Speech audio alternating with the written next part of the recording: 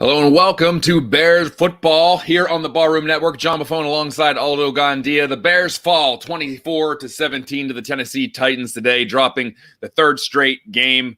I was lucky enough to have fallen asleep for at least 5 to 7 minutes throughout this game to spare myself a little bit of this agony.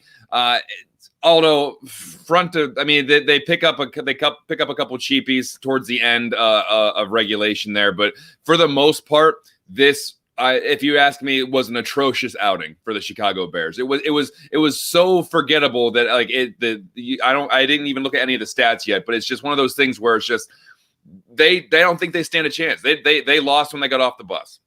Well, what's incredible is the final score, 24-17. Yeah. You know, I'll be flashing up stats throughout the game, throughout the show, and you know, based on the stats, you would think that the performance from this team was much better than what we saw. It was, to the human eye, a catastrophe. I was going to use a word I shouldn't use, but just a total nightmare. And and that was the reality we saw. But they continued to fight. There were some positives. There really were. But one of the positives was not the performance, so to speak, of head coach Matt Nagy. In the third quarter, when they're down near the red zone on a 4th down and 1, and trailing 10-0, they elect to go for it. 5-yard penalty, 4th down and 6. They still elect to go for it, despite the fact they're still in Cairo Santos range. And they obviously then get another penalty, and then I forget exactly the sequence, but it was just an indictment of Matt Nagy's poor decision making over and over and over again. We see that from this head coach. I said in our halftime show that some of the play calling, I really wasn't bothered by it. There was an execution problem on the part of the Chicago Bears from beginning to end, particularly on the offense, particularly on the offensive line.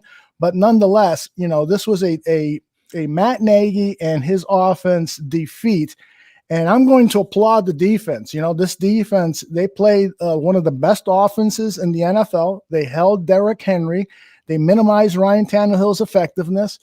So, this really was a lot closer than it should have been. But the offense just made it look like chaos, like doomsday. Yeah, and I kind of said this at halftime, but we're doing the same song and dance for the last 3 weeks here, though. We're trying to find the positives out of this. We're trying to figure out what they did well. Maybe this team will find its identity going into next week. Guys, we're going to be 9 games in. It's 9 games, and we're talking about pulling away all the positives from a win. We're talking about some of the things that we're doing right. I'm tired of moral victories. I've said that time and time again. I'm just tired of saying, well, there's some good things to look at this. But look, they pulled it within one score. This game was over well before the final whistle. It was done. This team didn't really stand too much of a chance, and just some of the ineptitude of it. Obviously, I'm not going to put this 100% on Matt Nagy. I'm going to put a lot of it on Matt Nagy. But yeah, the execution was bad. The offensive line did not really play as a cohesive unit for the most part of this game.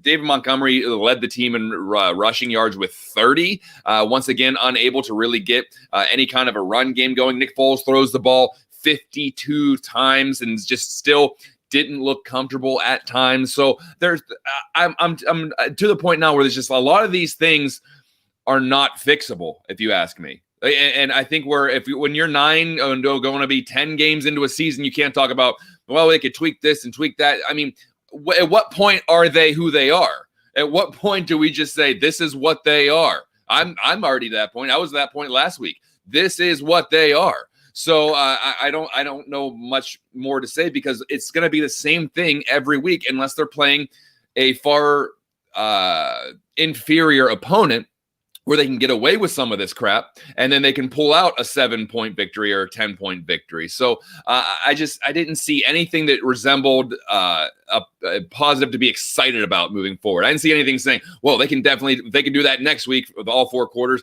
They'll be fine.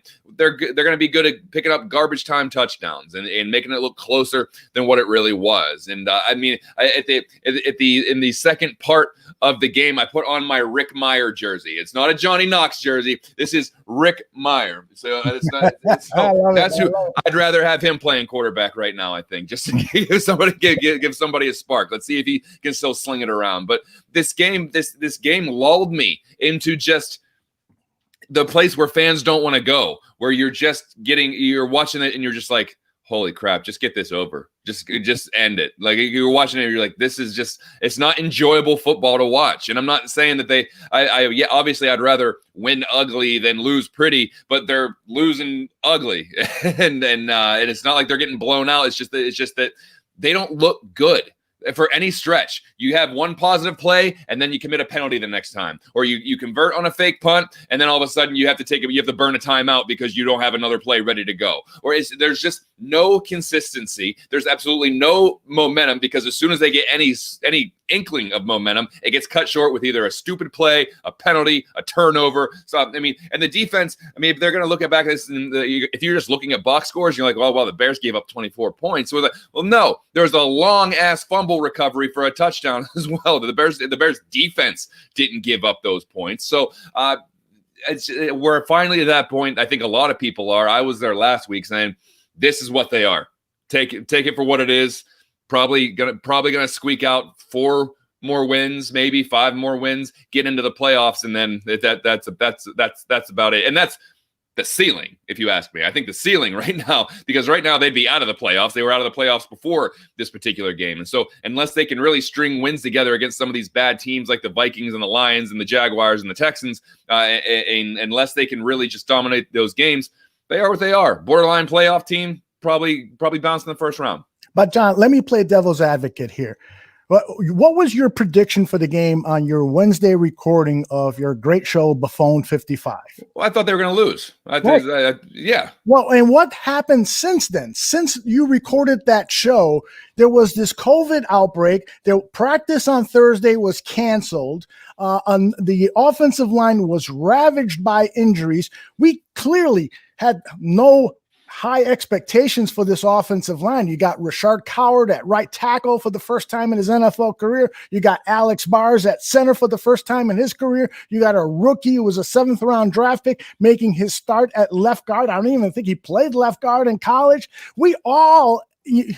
Anyone, with common sense would expect the offensive line was going to play terrible. I don't care if it's Juan Castillo, Harry Heaston, the greatest offensive line coaches coaching these guys up. They were going to play poorly. And even if it's against a mediocre defense like the Titans, this is the NFL. These guys were going to play poor. So I still walk away with some hope that they can correct this if they get healthy. They still have Allen Robinson, who made circus catches out there and never quit. They still have Darnell Mooney, who is showing that he could be a rookie. He should be in the all-rookie team. Anthony Miller, despite his miscues here and there, is still a good receiver. That's 3 receivers. The tight ends, I posted that Jimmy Graham looked like he gave up because there's a couple of plays where he looks like slow-footed. He's not thinking, but yet he still delivers a touchdown. He still delivers a big play from here and there. And hopefully Matt Nagy can get Cole Kmet involved in the offense because he's proven that he can make big plays. David Montgomery, hopefully this concussion issue isn't serious and he can get back up there. If we can get this offensive line to give Nick Foles protection, because we know that with a clean pocket, he can do certain things. If we can get there, then yeah, I'm not saying we're going to go to Super Bowl. I'm not even saying that we're a playoff team. I'm saying that at least we will put out on the football field a team that we can respect, as opposed to what we saw there, a team that just disgraced us. Well, yeah, and what you're saying is correct. I had no expectations that the Bears were really going to win this game, and with all that other stuff, that's why I'm not screaming and yelling and being completely irritated, because I thought that my last shred of hope that they were going to beat a really good team went out the door last week when they lost to the Saints. So it's not that I expected them to win this game and they let me down. It's just they were worse than what they thought they were going to be, just because all these other teams are dealing with the same stuff. This is not anything that's unique to the Chicago Bears. Look what the Tennessee Titans had to go through at the beginning part of the year, with all their games getting moved to a Tuesday, and then the game with the Steelers got canceled. They went through all that BS too, and then they still were still able to win games. And we know the offensive line was going to be bad, but all these coulda, shoulda, wouldas, and building blocks, they're not going to mean anything. Like we're 9 games in. We can look at some of the things that maybe they can do better, but we're doing the same thing every week. We're talking about they still have Allen Robinson, Darnell Mooney's playing well. They got to get Cole Kmet involved. Matt Nagy needs to do this. He needs to do that.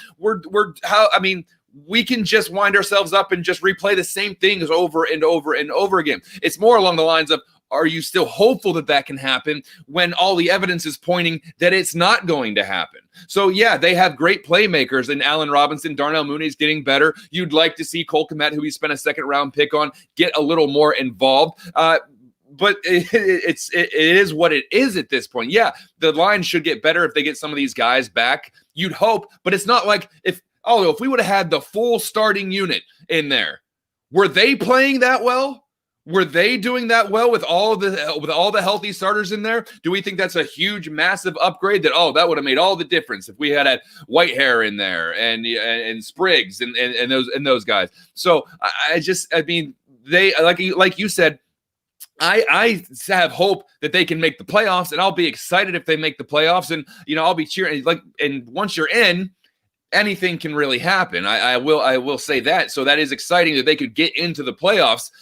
But they gotta start being able to beat. I don't know if that performance really beats anyone, because the Tennessee Titans, we talked about this on Wednesday on Buffone 55. The Tennessee Titans defense was ripe for the picking with some of these things, and they came up flat.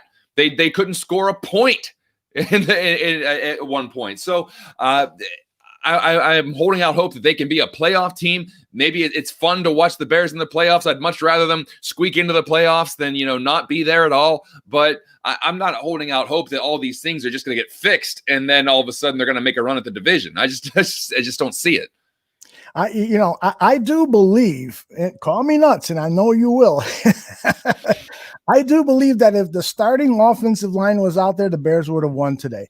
Based on what I saw, what this defense did to this Titans offense was, to me, we got to applaud those guys. Yeah, there were breakdowns. Yeah, Eddie Jackson did not have a good game. Yeah, there were some issues with the defense, but keep in mind, this was a top 5 offense that we were playing in Tennessee, and there were people missing from the starting defensive lineup. If that offensive line, that starting offensive line of the Chicago Bears played this game, I believe that we would have eked out enough points to beat them today. I really believe that. You think they would have scored more points? Yeah, absolutely. Well, how many points did the Titans offense score? 17. And how many did the Bears score with that offensive line? And I know that last touchdown was a garbage touchdown and stuff, but still, they scored it. They scored it 17. I truly believe that this Bears team would have beaten this Titans team. I don't like Matt Nagy. I don't like Ryan Pace. I want them to go at the end of the year. But nonetheless, my eyes are my eyes. This is what I see, and I truly believe that we could have pulled out that game based on what I've seen this season. This offensive line is not very good. Cody Whitehair has had a subpar season at the center position. There's no doubt about it. Rashard Coward, who's taken over for James Daniel at the left guard position, he's a disappointment. It's better perhaps to put Alex Bars at that left guard position, who had he wasn't terrible at center, given it was his first, I think, start at center since ever. And Jermaine Ifedi, despite the terrible mistake he made more than one mistake, let's face it. But I just think that whole unit, if they would have played together, would have given us just enough to beat this Titans team, because this defense is just not very good. But they had this offensive line on their heels. They were just fooling them with stunts, and the Bears offensive linemen didn't know who was coming, where they were coming from. There was frustration. Clearly, some players were taking the last play with them to the next play, and that just kind of added to the poor play. So, I don't know, maybe my Bear fandom is talking out of my butt here, but I just believe they probably would have won. And I still think that this Bears team can bounce back. We all knew that this was going to be the most difficult stretch of the season. I was hoping that we would win one of these games over the last three. We did beat the Bucs, which is good. But now we get into a part of the season where we're playing the NFC North teams. This is it, guys. I don't care who you throw out there. Matt Nagy, you better game plan your ass out. Give up the play calling, and let's play really good football against these NFC North teams, because if we are going to be a postseason team, we have to beat these NFC North opponents over the next 3 weeks. Yeah, and I would agree with you that they could have won if I thought that the offensive line was the only problem with this team this week. If I thought that if it wasn't for the offensive line, they would have won that game. I didn't see a lot of juice from anybody. I don't think Foles played particularly well. They couldn't run the ball. I mean, the offensive line isn't why Montgomery fumbled the ball. And so there's if I didn't think that everyone was terrible, then maybe we could say, well, maybe the offensive line, if they were better, they would have won. I just don't see that. So I don't know if we're getting ready to jump into post game pressers or not. But let me see if they're ready here. Hold on, I didn't have it queued up, but I think they are not at this point. But as soon as they are, I will interrupt you. Yeah, well, that brings up a bigger question. Then we're talking about everyone's looking at mock drafts. I'm sorry. I'm sorry. Okay, we'll pick this conversation up. Okay, it's queuing up here. Hold on a second. Matt Nagy started his press conference 2 minutes ago. Matt, you guys converted the fake punt. What required the timeout immediately afterwards? Yeah, we were just we had when you have a change of possession like that. There's a communication. Wasn't a change of possession. The guys that are on the special teams and the wide receivers that are coming in and out, and we had a play where we had a substitution with a wide receiver that was just a little bit off there, and I wanted to make sure that we were perfect. I didn't want to do what happened last week where we had a 5-yard penalty and we just and so that happens. That probably happens. So now your choices are either take the penalty or call a timeout because you can't get the right personnel on the field. In our situation. And then also, you guys have struggled in short yardage when you need a yard or less sometimes. What is your emotions with that and just not being able to pick up 2 feet at times? Yeah, you're right. I mean, we've I think we've been better of late, and then it's the ones that you don't get, especially the fourth downs. Those are the ones that I think magnify and they sting because we really felt like we had some good momentum going there, and then we go back. I got to go back and watch that play. I think our guy. I mean, it's a dive. It's like what we do in youth football. It's a dive. So that's that. We have time for 2 more. Jeff Dickerson. Oh, darn. Yeah, man, not to belabor the fourth down stuff, but I think there was that one fourth down where you guys had 2 consecutive penalties. I mean, you had the false start and then the hands to the face. I mean, just how demoralizing is that to get these consecutive penalties in these just absolutely critical moments you got to have? Right, and I think that's probably where JJ, like to your last question for me, stuff like that Jeff just talked about. Those are the ones that they probably magnified a little bit when you have back-to-back penalties in that situation, and you got momentum going, you got a lot of good things going, and then you have that happen, and so I'll never ever ever question my guys' effort. Never, I'll never do that. None of it's because of effort. but whatever it is, it's got to stop. And those are ones there that we just got to get better at, because we just we got to get like just little chunks here or there, and then pick and choose when we go ahead and take our shots. And we just can't get in that situation. Now, there was a few in there where we did get backed up, and Nick made a strong throw when we made a good catch on the dagger route. There were some plays in there where we did recover. I would like to see us be better in that big red zone area when you get down there, to be able to get an opportunity to score. And we weren't today. And that's probably the most frustrating part of it all, is that right there. And again, it's not because the guys don't care. Last one, Mike Berman. Matt, when you're grasping for anything positive, do you look? Are you glad that you guys score late, that you make it a close game, or does that, in your mind, does that really not matter? It's probably both. I'd say I do think when you have a position where our guys fought to the very end, and that's kind of who the guys are that we have in this locker room. They care. Their care factor's high. That's why I'll never, ever question their effort or their care. That part I love. But what we have to understand as a mature football team is that you have to score points early in this league. And then you also have to score points early in this league with the defense that we have, right? So when you don't do that, you just get to a point where you have those touchdowns at the end. You're happy that you kept fighting, but you can't be in that position. Thanks, Coach. Well, it was the same, once again, same thing every week. Is we got to go back and look at the tape, and we're gonna pull out these positive things, and we got to do this and do that, and we can't make these mistakes. We got to fix them. It's like I've called it for the last 2 years. It's just a big old bowl of word soup. And we're just going to drink it down, because that's all you're going to get. And you don't hear a whole lot of accountability. And it's frustrating, because it's just what you were brought in here for the offense. And you're going to say, well, you got to score points in this league, and you got to score points early in this league, and you got to score points when you have the defense that we have. Duh. Like, is you got to score points in this league? Yeah, I know. The Bears are trying their damnedest to do it the other way, not score any points and win. So it's just that I have no new reaction to that. I told you I'm getting kind of callous to this, because it's literally the same thing every week. It's literally the same thing every week. So it's hard for me to continually get riled up about it. It still irritates the hell out of me, but I know exactly what he's going to say before the presser even starts. Yeah.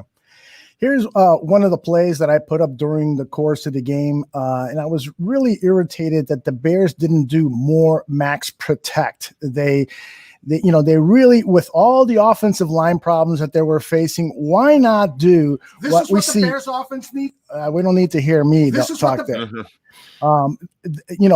Have everybody at the line of scrimmage protecting Nick Foles. It looks like a run play, but you're going to see everybody except 2 wide receivers stay in to block. And Foles has plenty of time to survey the field.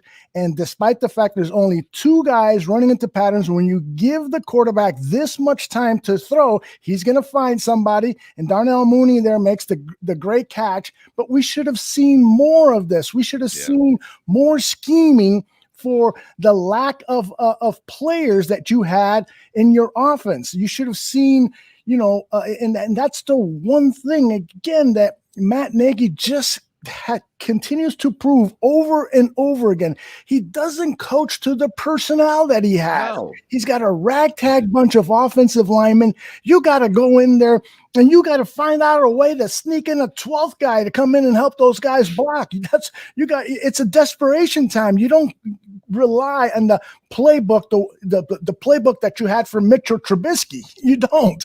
It's just impossible to win that way. No, and it comes down to the same thing we've talked about before, is Matt Nagy will stay with his system because he believes his system is a winning system, and the players will have to fit into that system. His system will not be flexible to the personnel he has. So he's going to run the same stuff, regardless of who's on the line, regardless of who's throwing the ball, regardless of who's catching the ball or blocking, whatever. That's the system. Run it. And that obviously they can't. And so I kind of brought this up right before Nagy's press conference started, but it brings up a big question. We're talking about mock drafts, and we're talking about people already photoshopping the kid from BYU into a Bears uniform as their quarterback next year. But that brings up an interesting question, at least from my point of view. Whenever John Fox was still around, they went out and they drafted Mitchell Trubisky, and he was a rookie under John Fox. And for the most part, we all knew John Fox was probably going to be a lame duck coach that year. Unless they really made a run, they were going to get rid of him. And they did. And then they hired a new head coach, an offensive guru, mastermind genius, but they didn't let him get to really pick his quarterback. He inherited Mitchell Trubisky, who they took the year before. So it's not like they can just dump him off right there. But he has to try to make that work because they invested a number 2 overall pick on this guy last year, a decision he had no part in. So if the Bears are going to go out and get their quarterback of the future in the draft next year, whether it's in the first round, second round, whatever, and they're going to build around this guy, do you want another situation where this GM and this head coach pick their guy, and if the Bears don't perform next year, miss the playoffs, they let go of maybe Pace and Nagy, and then the new regime all of a sudden inherits another high draft capital quarterback that they have to try to make work? So for me, that brings up a tough question of, if it doesn't work this year, do you keep this same regime around for one more year and risk picking the wrong quarterback for the next administration if that's what has to happen? Well, if I had to make a decision today on the future of Ryan Pace and Matt Nagy, I would immediately ask them to pack their bags and leave the building, leave Hallis Hall immediately. And I don't mean that, I hate to see anybody lose their job, but clearly these guys have underperformed. Matt Nagy had a rookie coach of the year award in his rookie season. Applause. But it's clear that the rest of the league has caught up with his offense. Other teams are scheming highly effectively against Matt Nagy. And so you can't continue that. Add that to Ryan Pace. He has been given every opportunity to build a winning team, and he has not. He's missed too often. His biggest decisions are first-round decisions, and he's only hit on one? Roquan Smith? So you can't have that. It's time to rebuild this team. You can't have this team, this team of Nagy and Ryan Pace, pick the next quarterback for this franchise. Listen, it's going to take some maneuvering. If the Bears are going to win 2 or 3 more games the rest of the season or more, it's going to take some maneuvering to move up to select one of the quarterbacks that is really worth building a team around, that gives you a high percentage of them being successful with that quarterback. Because there are at least, I think, 5-6 teams in the NFL that need a quarterback, who will be drafting a quarterback in the first round if they are able to. So we've got some issues here, and I'm not confident that Ryan Pace can, first of all, evaluate the quarterback that's necessary for this team. And second of all, I'm not sure I would entrust him to move up in the draft to make a trade to pick up the next quarterback for the Bears. I don't trust him. Well, it also, you have teams that don't really need to punt on their quarterback yet, already in the mix of going up and getting one of these top 2 guys, either like Fields or Trevor Lawrence. Look, the Jets and the Giants are going to be very high. They invested high picks in quarterbacks in Darnold and Daniel Jones, and there's already talks that they're going to punt on those guys to go up and get one of these 2 guys. So even teams that maybe aren't in desperation mode for a quarterback are still going to try to draft a quarterback this year. So it's going to be difficult for the Bears to definitely get one of those top guys. But that's whenever you have to rely on scouting and evaluation and bring in the right guy that you can build around. Once again, if you spend a first round pick, or maybe anything can happen with the draft, and quarterbacks tend to go higher than they should sometimes. But if they do invest a first or second round pick on a quarterback, I don't think I trust this current setup of Pace and Nagy to do it.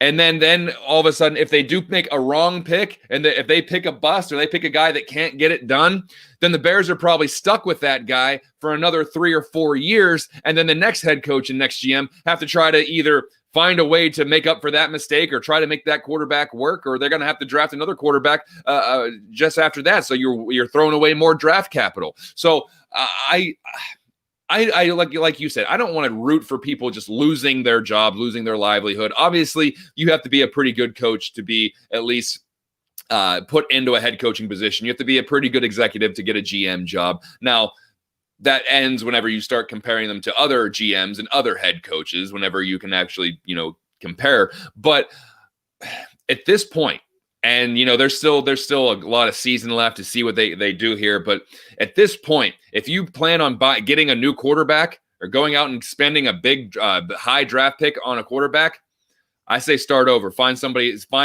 Get a new team in there and figure out who they want and who they want to build around. Because if Pace goes out and drafts a guy, and then the Bears end up going 7-9 next year, 8-8, missing the playoffs or whatever, and then they do punt on them, then you're stuck with this quarterback like we saw with Mitchell Trubisky. Now, I want to address what Christina Lucio is saying here. She says that it's not going to work. Problems start from the top, higher than Pace. But I don't know about that. I mean, Ted Phillips gets a lot of the blame. And yes, I think in years past, he deserved some blame. He made poor decisions. I mean, he was a part of the decision-making group that brought in Ryan Pace, but I didn't totally disagree with the Ryan Pace deal. This was a hot commodity, young guy that comes out of a good organization, the New Orleans Saints and so forth. And by all accounts, Ted Phillips and the McCaskey family stays out of the football operations. They allow Ryan Pace to make the decisions. So if Christina is saying, yeah, we can't allow the Bears ownership, Ted Phillips included, to make the next decision about the general manager, then you got a good argument. But if you mean by that they are interfering and getting in the way and not providing resources, because they have provided the resources. We've got a state-of-the-art facility at Hallishaw. We got the highest paid defensive player in Khalil Mack. They've spent money on acquiring Quinn. They've eaten the contracts of certain players and coaches and so forth. So management, to me, has done what is necessary to try to get this team to win one for Virginia before she passes. God bless her. But I think that whole narrative about ownership and so forth, I think that's old. I think that's not a current argument that we should be making. What do you think, John? Oh yeah, Aldo, you know this better than I have, but there's that old adage, the cheap Chicago Bears are not going to spend any money. They're just going to take the cheap route. Well, that hasn't been the case. I mean, I think that went out the door whenever they signed Julius Peppers to a massive contract, and they go out and they try to get big free agents, and sometimes they screw up. And more and that's just kind of how it works. Whenever you put a lot of money into someone that doesn't pan out, and you go back to Pernell McPhee or anybody, the Houston guy that they brought in, the edge rusher. So yeah, there's a lot of misses, but you can't say that they're not trying to provide resources. And so if you want to say it's the decision making, then yeah, that's a conversation we can definitely have about who's going to be pulling the strings and who's going to be putting the people in as far as personnel. I get that. I would agree with that, to be honest with you. But getting back to kind of what we were talking about, if they miss the playoffs this year, and I think that the McCaskies really like Ryan Pace. I think they really like these guys they have in there. So if you're gonna ask me for my honest opinion, I don't think they get fired unless the bottom completely falls out on this team and they end up going 6-10 or 7-9 maybe. If everything just kind of falls apart, then yeah, I can see them moving off. I think they should still move off them regardless, unless you see like a deep playoff run. But I think they should move off them because it looks like they're going to try to start rebuilding around a new quarterback next year. And I don't want those two guys in the process. I don't want them anywhere near it. I want to see what somebody else can do. And here's the thing. If the Bears defense is still going to be pretty solid next year, I think the defense, if right now they're winning because their defense is playing well and sometimes the offense pulls out enough plays to score enough points to win. You can leave the defense the way it is. I mean, remember, Vic Fangio survived a head coach change, and you can leave the defense if you don't want to mess with the defense, leave it the way it is, and then bring in a new head coach, an offensive coordinator, a new staff that's going to bring in a new system with a new quarterback and try to make it work. It's not like they're going to give up. Well, what if we don't score enough points next year? What are you looking at this year? So if they could just go out and get a new coach, a new quarterback, and a new GM, start building up personnel on the offensive side. I'm not saying it's going to be pretty. It might not be high caliber in the first year, but the defense is still going to be good next year, and that could still keep you somewhat competitive next year if you're trying to. That can be a young quarterback's best friend. Yeah, a lot of people in the chat room are saying, that perhaps you fix this offensive line and you can still win behind a Nick Foles or even a Mitchell Trubisky. What say you to that, John? Win what? That's a pretty broad. But win what? You can beat the Lions. Yeah, you can beat the Lions. You can probably beat the Vikings. That's fine. Yeah, but once again, we're lowering the bar so low that it's just like, well, if we can maybe win with Nick Foles if the offensive line plays better, and if this happens, we can be competitive. It's just I don't want to hear about we can win a couple games with Nick Foles. Yeah, I know we can. Or you're gonna win the Super Bowl with Nick Foles. We're just setting. I know maybe it was pounded into us as Bears fans that we're just gonna aim low, but I don't want to aim low anymore. I want to be able to say, this is a team that could actually win the Super Bowl. But when I see teams like Seattle and Kansas City and the Pittsburgh right now, the way they're built, the way that they're winning, the Bears aren't even close to that. And I want to be like that. So I'm tired of just saying, well, if they could get Nick Foles going and they could get the offensive line going, this team might win 9-10 games. That's fine. And like I said before, I'll be super excited about a playoff game. But I don't get that same spark when I look at this team that you look at some other teams. You're like, that's damn good team. They're going to be a tough out no matter who they're playing. I just don't get that with this team. Well, and the issue is that this team was built to win now. Yes. And so clearly they're not going to win a Super Bowl this year. That is for certain. You can bet on that. And so what do? Do you destroy things and try to move your high-priced talent like Khalil Mack? It's going to be hard to trade those guys because those contracts are so huge, and those guys are going to begin the downside of their careers.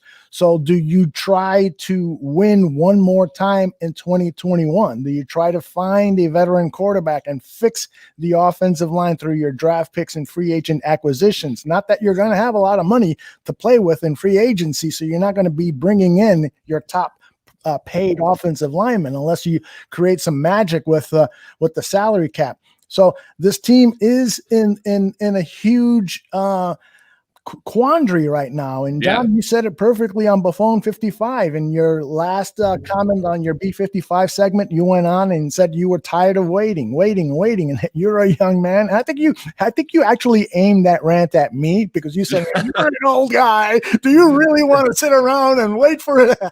You want to wait for the Bears to be good when you're 70? You want to wait for the Bears to be good when you're 80 and maybe get to 70. Yeah.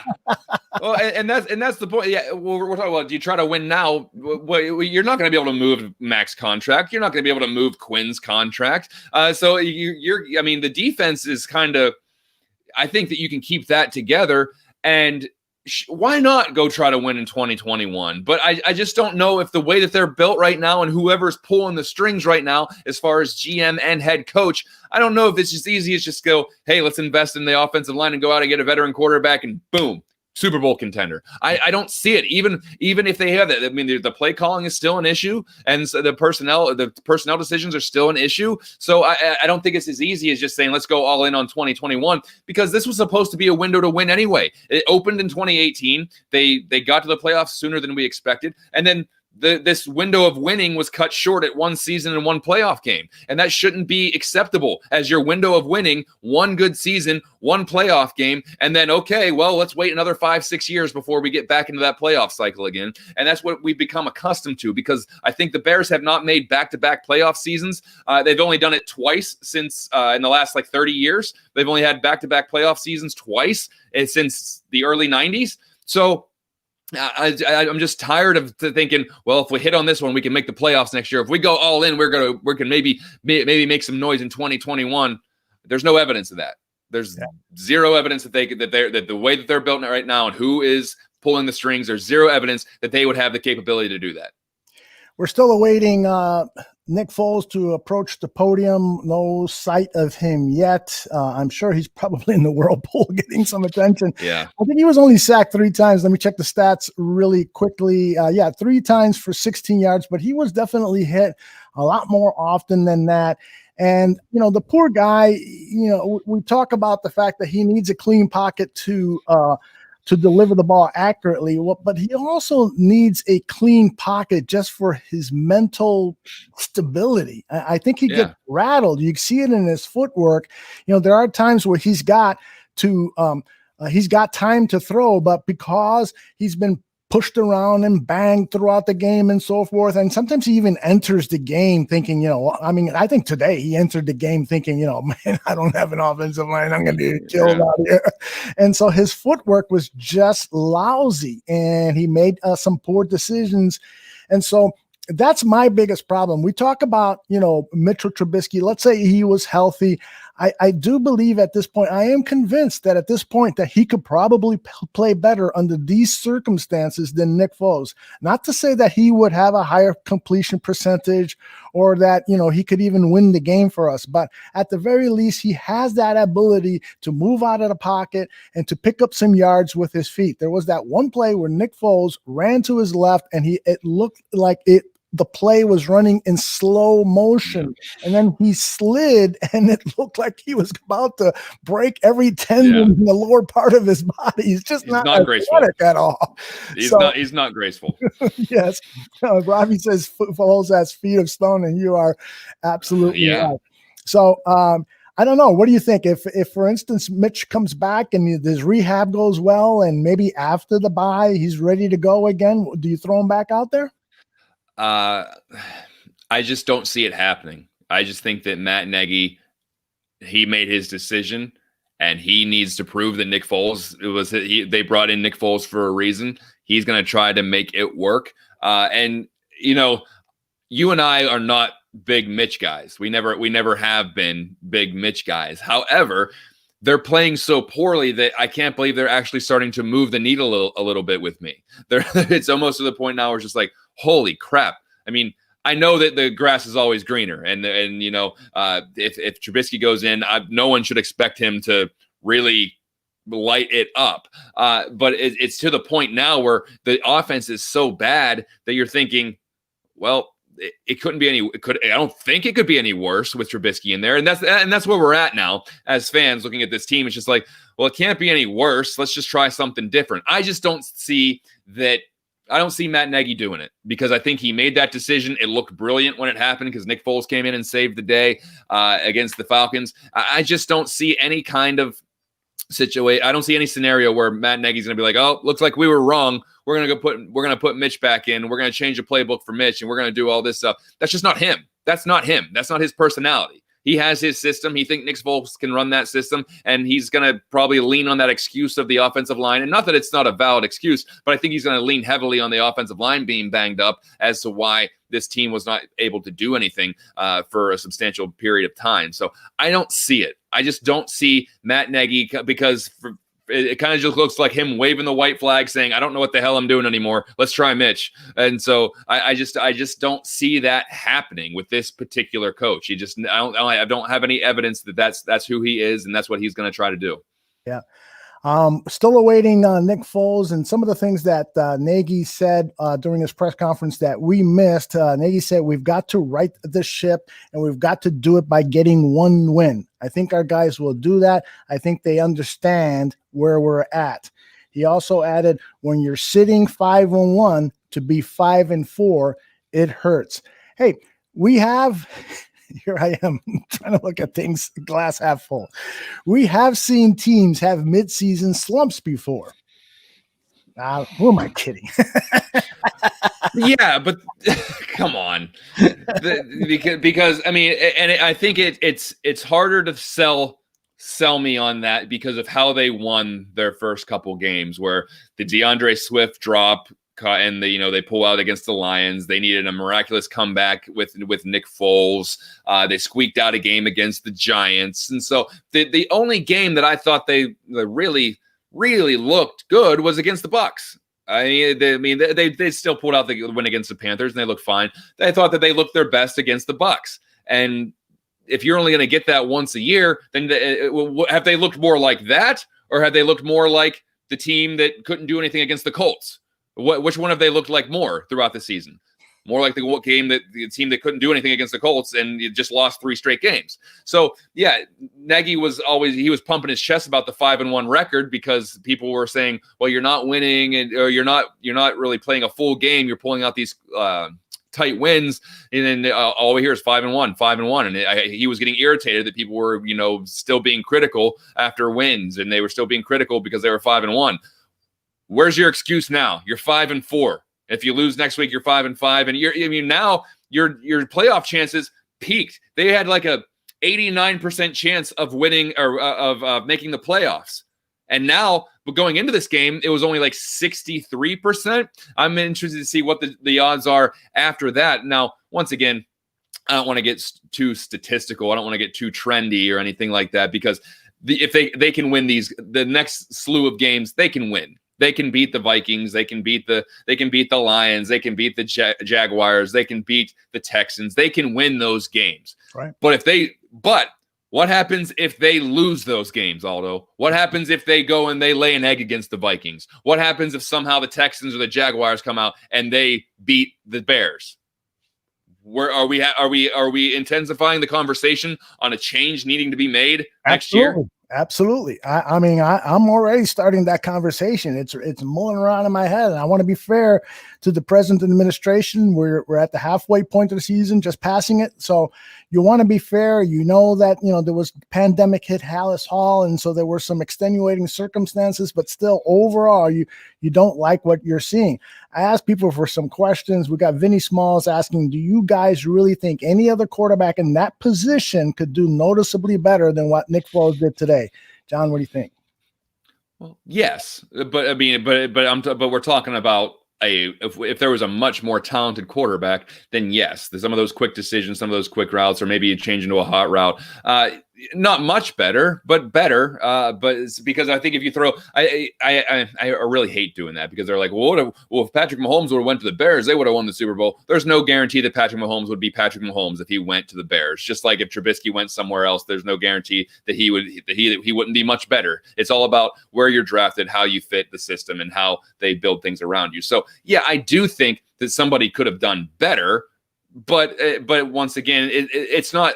We don't pinpoint the blame on everybody, because everyone is to blame. Everyone played poor, from the head coach down to the line, to the quarterback, to the running backs, to the tight ends, whatever. Everyone had a hand in screwing this up. So I think that obviously Nick Foles is not well equipped to be in front of a bad offensive line. I don't think that's the last thing that has to happen to Nick Foles, is for him to be under pressure, because he cannot move. He is very immobile. So I think if you did have a little more of a mobile quarterback, we saw some of those things where Nick Foles, where he does have some daylight, where if he was a little more fleet of foot, he would be able to pick up some first downs. I'm not saying that Mitchell Trubisky is the answer, but I think if you do have a little bit of a more mobile quarterback who can kind of shift things out when all the pressure is coming down, and he can kick out and maybe run for 4 or 5 yards instead of taking a 10-yard sack, yeah, there's an improvement there. But seriously, what difference? I mean, would it make does it make a difference on the scoreboard? I don't know. I don't know about that. I mean,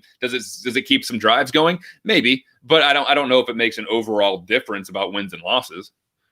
Ravi asks, Bears didn't like Justin Herbert. Yeah, I think they liked him, but they could not draft him. They didn't have the first round pick to get him. This is the first year the Chicago Bears will have a first round draft pick since the Khalil Mack trade. And so at this point, I'm not a tank it guy. I'm not. But if we were to go on a long losing streak here, it really help our chances of drafting one of the better quarterbacks. Which clearly are not going to get Trevor Lawrence or Justin Fields. Those are going to be the first 2 players picked in this NFL draft. And so then you're looking at the kid, the rising star from BYU, Zach Wilson, and he now is starting to look, there's more and more comparisons to him and Patrick Mahomes. So he will very likely not fall out of the top 3, 4, 5, if he continues to play at the rate that he's playing. So then you're looking at some of the other kids, the kid from Texas that Danny Shimon likes a lot, Sam Ellinger. You're looking at some of the second tier quarterbacks coming out of this draft. The kid from South Dakota State. Right. Yes. Trey Lance is another guy that has been talked about as a top 5, top 7 draft pick. I'm not as high on him as some others because he, outside of this season, he's got a small portfolio. His year last year was outstanding. He served notice, but outside of that and a little bit of play that he's had this year, just not a big portfolio. And so, he has kind of a Mitchell Trubisky tag on him right now, but hopefully we'll see more of him and be able to make a better decision. But right now it looks like if they're going to go through the draft, they're going to have to trade a lot of assets to move up in the draft to pick one of the more sure-handed players. Let me check to see if Nick Foles is at the podium. No, he's not. We'll give him a few more minutes, and if he doesn't pop in, then we'll give you our final thoughts here. And let me check to see if there's any other questions here from our folks in the chat room. And thank you all for popping in. I know this is not fun, not a fun topic to be talking about. McCraw says this offense does not do anything well. They have nothing to hang their hat on. This will not change this year. They may go 7-9 or 8-8, and it's hard to argue with that. Larry Pound, only reason I'm pissed is because we beat ourselves, and it's hard to argue with that, right, John? This team did beat itself today. Well, yeah, because I think that this is another running trend with this football team is they have every opportunity to win some of these football games, and they just can't take it. They can't take the opportunity. They can't take the bull by the horns. They can't just go out and put things together. They either commit a stupid penalty, or they jump off sides, or they got to burn a timeout, or there's some kind of miscommunication. We saw last week where Leno's literally telling Foles to hurry up because the quarterback's not paying attention to the play clock. So it's always something with discipline, or it's some stupid mistake, or just unable to execute the block on third down where Ifedi has his head straight down and he just hits nobody. So, but if you're trying to circle all that, if it's all discipline, who does that reflect upon? The coaching staff. And I'm not trying to turn this into we're just going to bash Nagy for 60 minutes after every game. But just a lot of these things come back to that. And you're talking about all the quarterbacks coming up in the upcoming draft. If there is a deep quarterback class and there's going to be a lot of these guys in like the second, third round that are going to be, you're kind of splitting hairs between which one you got to go out and get. You better have a damn good scouting department and a damn good evaluators to figure out which one you want to go get, because it's easy to say, oh, we're going to take Trevor Lawrence. That's pretty easy. I don't think you need to have a PhD in GMs to do that. But when it comes to getting your guy in the late first, second, maybe even early third round, when all these guys are clumped together and they're all projected to be either late first or maybe early third, where all these guys, their position can shift back and forth, you better find the right guy. You better have good evaluators, and you better find the guy that fits your system. And I don't trust the current GM and head coach to go find that guy. So if that's what your plan is, get somebody else in there to do it, because I don't want them picking them. Indeed. Brummy Bear has a really tough question. He asks, would you stay up all night to watch this team against the Vikings if you were me in the UK? It means I get about an hour's sleep max before work the next day. Please be honest, John. P.S. I always do. Oh, man, that's tough. If it were me, yeah, probably. I know I would. Just because I mean, if I tried to go to sleep, I'd probably keep waking up and checking my phone for score alerts anyway. So why even put on the facade that I'm trying to sleep? Because regardless, we're all Bears fans here. We love the team. We're going to watch the team. I mean, we've watched this team through worse seasons. Now, there weren't any expectations with some of those teams, so it didn't hurt as bad. But we've seen some really poor teams through the Trestman era, and even early on in the 90s and the early 2000s. That's as far as my memory really goes back. But Aldo, I'm sure you remember some of those teams in the 70s and the 90s that were just putrid.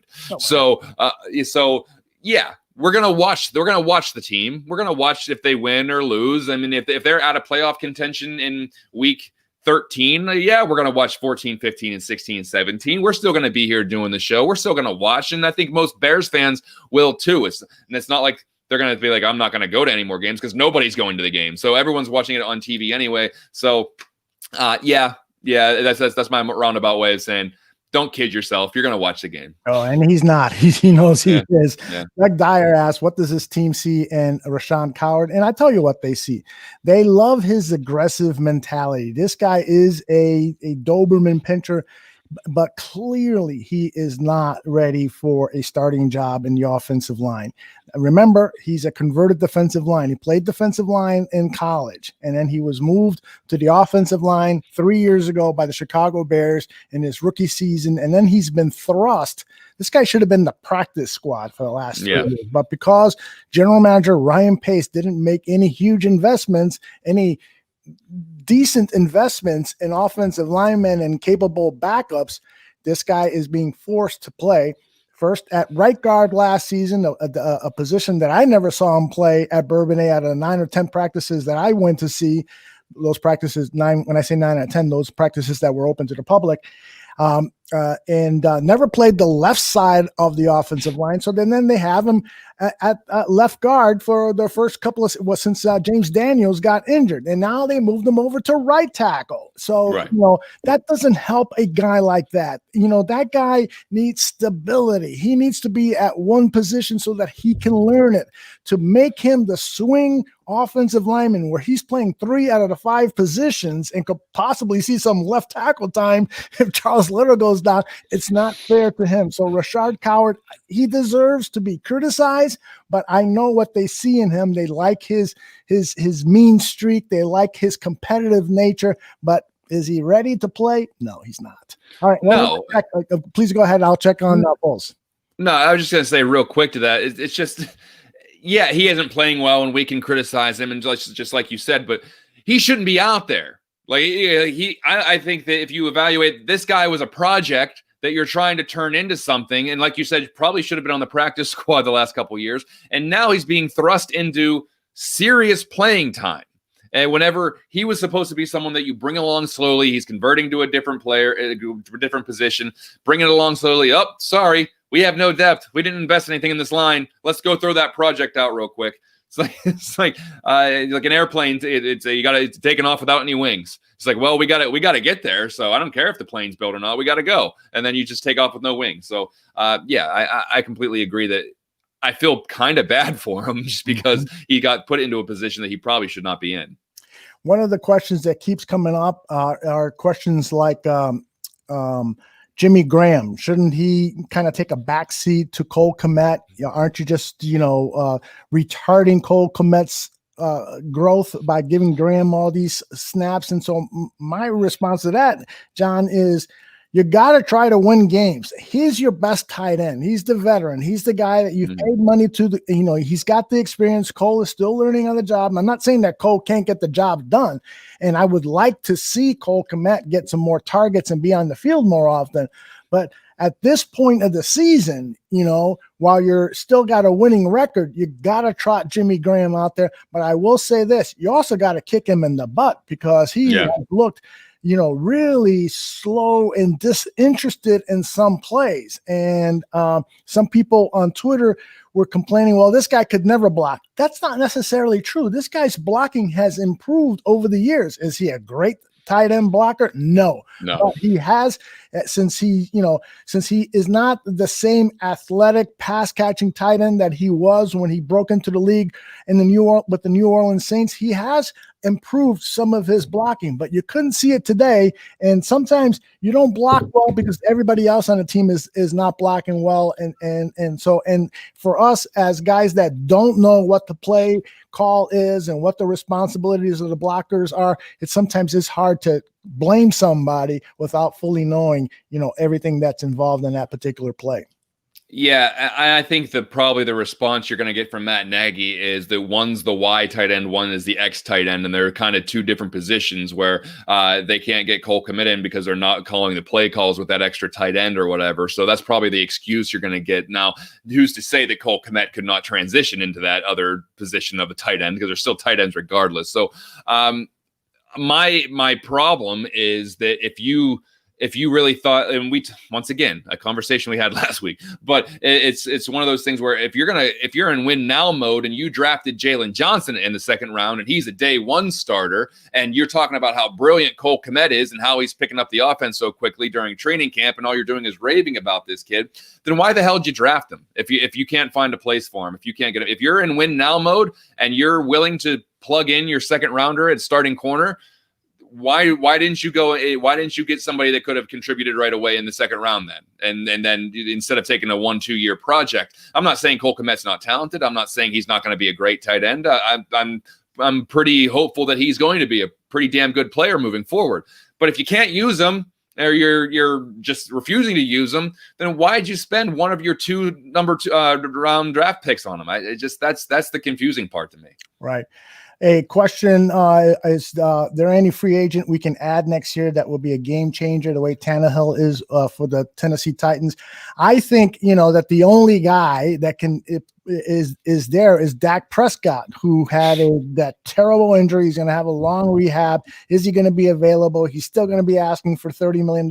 So that's highly, highly unlikely that he will be a member of the Chicago Bears next season. So I don't think that the answer for this team is through free agency. The answer for this team is going to be draft picks and better coaching. That's it. Yeah, but one goes hand in hand with the other. So are you going to let the head coach and GM do the drafting? Mm-hmm. I don't know. Yep. I don't know about you, John, but I'm ready to call it a show. It looks like Nick Foles is not going to do a press conference, or if he is, he's going to be very late. Hopefully he's okay and not getting medical attention. So we will have lots of Chicago Bears coverage throughout the week, and that starts with Greg Gabriel, the former college scouting director for the Chicago Bears, and David Schuster on their show tomorrow. And it will be here on video because Greg will be at his home recovering from recent knee surgery. So we want to hear what he's got to say. And he and David Schuster, Gabriel and Schuster Talk Bears, that show will be on tomorrow. And then that just opens up all sorts of football and sports coverage here on the Barroom Network. John, what do you got going on this week?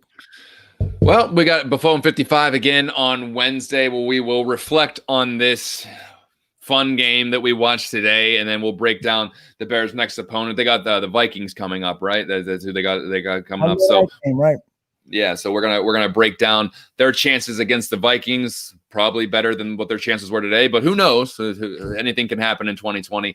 And also, I requested everyone to check out our new show on the Barroom Network called Pass the Mic, a show all about empowering female voices in sports media. We had two hosts from ESPN Houston on last week. That show is available to download and listen to. We had a lot of fun. We talked about sports betting. We talked about football. We talked about more serious issues like some of the harassment that both of them have gone through, and simply because they were female, and they were some of the obstacles that they had to overcome to get to where they are today. So that was a really fun show, very insightful show as well. You can go back to listen to all these episodes because they're evergreen. We had Peggy Kaczynski on there, we had Amanda Ruler on there, and Lindsay O'Kay, an NFL blogger. We had some excellent guests so far. So please go back and listen to all of those, and once again, Buffone 55 every Wednesday with myself and Alyssa Barbieri, and we kick the tires on Aldo Gandia every once in a while to bring him down in the basement and talk about some stuff. I managed to stay awake throughout that show. You know why? Because you guys are great, and you always have great guests, and you break down. I was one of the guys on the Barfly Tailgate show, Aaron Curran, tells me he listens to you guys' show every week because it helps him prepare for his show, the Barfly Tailgate show, which is the pregame show every Sunday morning. And then on Mondays, I think they're going to do a Sunday evening show this upcoming week. But we've got tons of great material for you here at the at the Bears Barroom Radio Network, also known as the Barroom Network. And one of the new shows is Stacey King's Gimme the Hot Sauce with Mark Shanowski. So if you like basketball or you just love good storytelling, because that's what this show really is all about, it's Stacey King sharing stories, everything from his dog to his upbringing to his college basketball days to his days playing for the Chicago Bulls and winning 3 championship rings to his announcing with Neil Funk. In fact, his next guest is going to be Neil Funk. Kaboom! And so it's going to be great to have that reunion between the two of them because Neil Funk has retired and will not be announcing any more Chicago Bulls games. So that's going to be a truly special moment for Chicago sports fans and for the Barroom Network. So we've got all this great stuff on the Bears Barroom Radio Network podcast channel. So how do you get it? All you got to do is just Google and then punch in Bears Barroom Radio Network, and then all sorts of podcast delivery channels will pop up like iTunes, Podbean, Spotify, and just register, and you'll get all of those delivered to your device, and it's all free. So hopefully you'll do that. John, I don't blame Tyler for missing out on this. Not at all. He escaped. He dodged a bullet on that one. He did indeed, but you won't on Buffone 55. Can't wait to listen to your midweek rant on the Chicago Bears team. Take care. We'll talk to you soon.